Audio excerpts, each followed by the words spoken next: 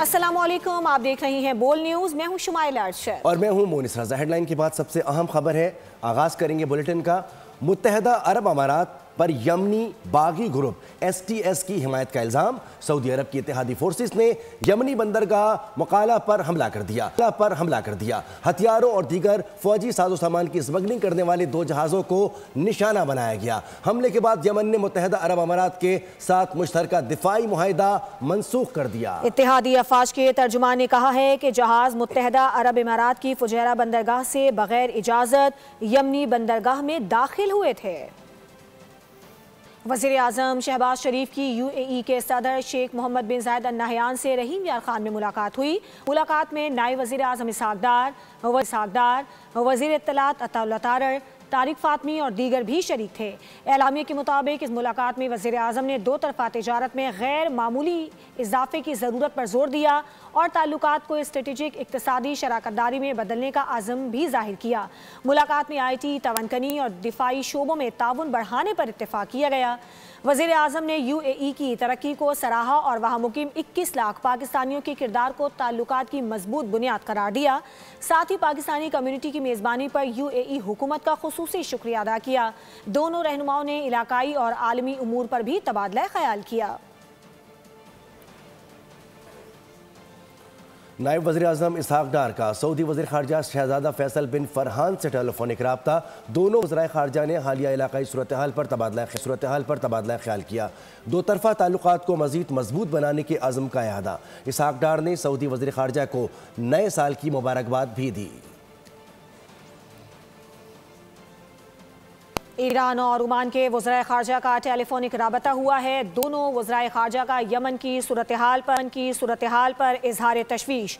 ईरानी वज़ीर ख़ारजा का ख़ित्ते के ममालिक के दरमियान अमन के लिए मुश्तरका कोशिशों पर जोर। अब्बास इराक़ची ने कहा कि यमन की वहदत, जोग्राफियाई सालमियत का तहफ़्फ़ुज़ ख़ित्ते के अमन के लिए नागुज़ीर है। इलाकाई इस्तेहकाम को बरकरार रखने के लिए मुश्तरका कोशिशों की ज़रूरत है। अरब ममालिक ख़ित्ते में इंतशार फैलाने वालों का मिलकर मुकाबला करें। NA 130 से नवाज शरीफ की कामयाबी का नोटिफिकेशन दुरुस्त करार। इलेक्शन ट्रिब्यूनल ने डॉक्टर यास्मीन राशिद की दरख्वास्त खारिज कर दी। डॉक्टर यास्मीन राशिद ने नवाज शरीफ की कामयाबी को चैलेंज किया था। इलेक्शन ट्रिब्यूनल के जज राना जाहिद महमूद ने फैसला सुनाया। नवाज शरीफ की जानिब से बैरिस्टर असदुल्ला चट्टा ने दलाइल दिए। हालात बदलने के लिए मुलाकात की भीख मांगता हूँ। 2025 गुजर गया, अब तो हालात बदलने चाहिए। चेयरमैन PTI बैरिस्टर गौहर की अडियाला के बाहर मीडिया से बातचीत। बोले, तहरीक अपनी जगह लेकिन मुज़ाकरात भी होने चाहिए।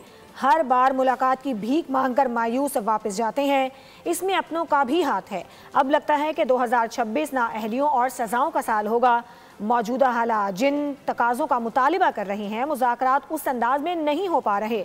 साहिब इक़्तिदार से दरख्वास्त करता हूँ कि हालात की नौइयत को मद्देनज़र रखते हुए दिल बड़ा करें, इस मुल्क के और कौम के बच्चों पर रहम करें। आज मुलाकात की जो भीख हम मांग रहे हैं, दूसरों के साथ साथ इसमें अपनों का भी हाथ है।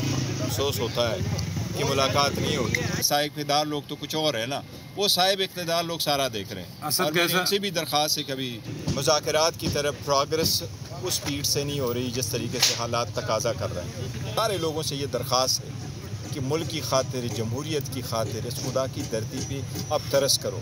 पूरा 2025 जो है वो हमारे लिए एक नाअहलियों का साल गुजरा। हालात पे रहम कर लें। इस बच्चों पे, इस मुल्क की मुस्तक़बिल पे, इस मुल्क की जमहूरियत पे खुदा के लिए कोई तरस करो।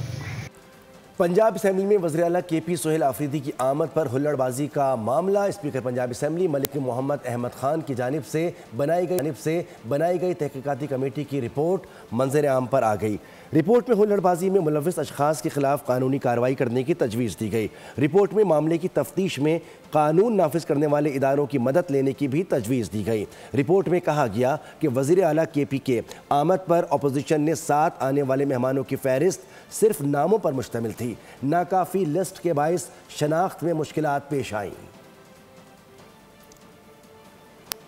वज़ीर आला खैबर पख्तूनख्वा के स्टाफ ने सहाफ़ियों को धक्के दिए। अपोजिशन के एक मेंबर ने प्रेस गैलरी में बिकाऊ मीडिया का लफ्ज़ इस्तेमाल किया। ये रवैया इंतहाई अफसोसनाक है। वज़ीर इत्तलात पंजाब अज़मा बुखारी की असम्बली में बातचीत, झूठे इल्ज़ामात लगाने वालों के खिलाफ हत्या के इज़्ज़त का दावा दायर करने का ऐलान। बोली, इलेक्शन कमीशन जब तारीख देगा बल्दियाती इंतखाबात करवा देंगे। सीएम केपी हैं, उनके साथ जो गैर मुतल्लिका लोग घुसे और वो लोग घुसे जिनको वो बज़िद हैं कि उनको आप सहाफ़ी माने, लेकिन जो सहाफ़ी जो मुख्तलिफ इदारों से वाबस्ता थे, जो पंजाब असम्बली की बीट करते हैं, जो प्रेस गैलरी के मेंबरान हैं जनाब स्पीकर, उनको सीएम केपीके के स्टाफ ने, उनके गार्ड्स ने मारा पीटा। अफसोस का मुकाम यह है कि शर्मिंदा होने के या माफी और माजरत करने की बजाय सर अगले दिन आके भी पूरे मीडिया को कह देना ये बकाऊ मीडिया है, पूरे मीडिया को बिकाऊ मीडिया कहना मैं इनकी बकाऊ ज़हनियत की निशानी है। मुझे तो कल अपोजिशन लीडर साहब ने जो है, मैंने सुना उनके टीवी पे, उन्होंने कहा कि मेरे पेड मुलाजिम जो है वो सहाफ़ी की शक्ल में गए थे, जनाब स्पीकर डेफेमेशन नोटिस मैं तैयार करा रही हूँ। अब ये हिम्मत करके डेफेमेशन कोर्ट में आएंगे और आके इन इल्जामात को साबित करेंगे।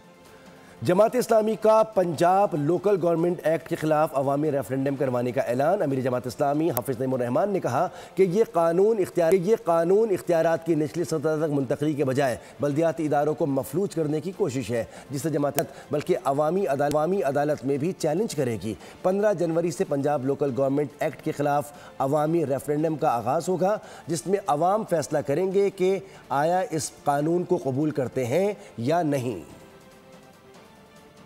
के तहत ये इलेक्शन होगा, लिहाजा अदालत को इनको टाइम बाउंड करना चाहिए ताकि उसके नतीजे में इंतखाबात हो बल्दियाती और पूरे इख्तियारात के साथ। लिहाजा हम अवामी रेफरेंडम 15 तारीख से शुरू करेंगे, फिर असम्बली का घेराव भी करेंगे, जिसकी डेट हम रेफरेंडम के बाद अनाउंस करेंगे। ये भी चाहते हैं कि अवाम की एक बड़ी तादाद, खास तौर पर नौजवान, इस पूरे अमल में हमारे साथ शरीक हों।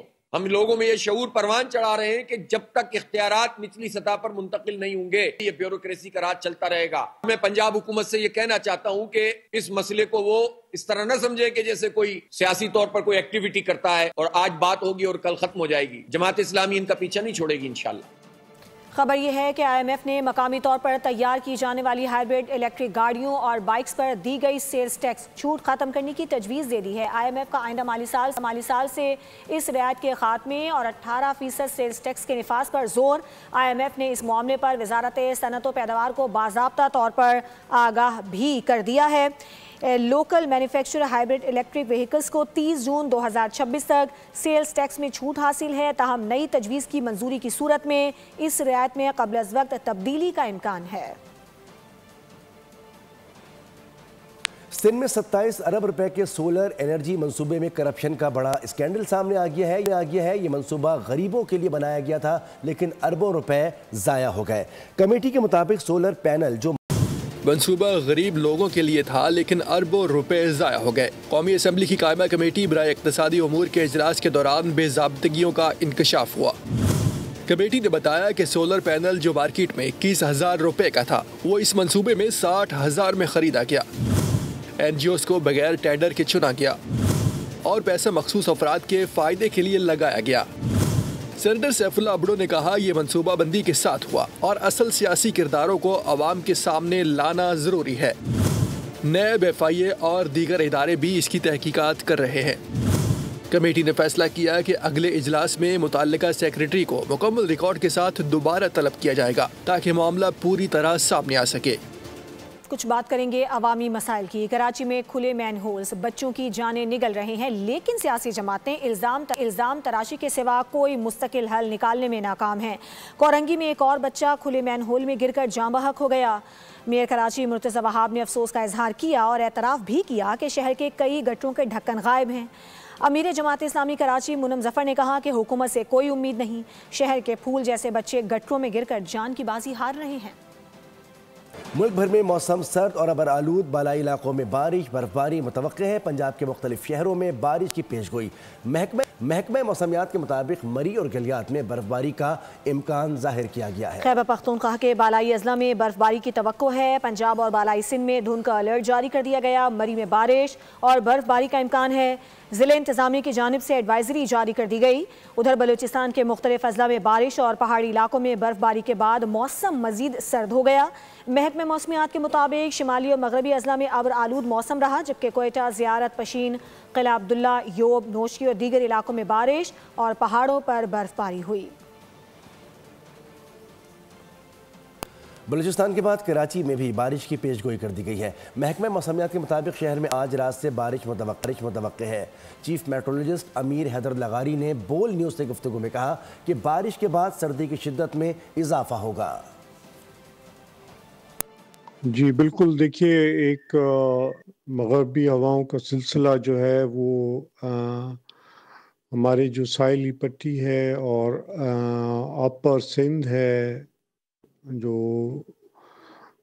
لاڑکانہ، شہداد پور اور نواب شاہ تک یہ ہلکی پھلکی بارش امید ہو سکتی ہے، اور یہ سلسلہ جو ہے آج رات سے شروع ہوگا اور صبح تک یہ ختم ہو جائے گا، اور اس کے بعد تھوڑی سی سردی میں اضافہ ہو جائے گا۔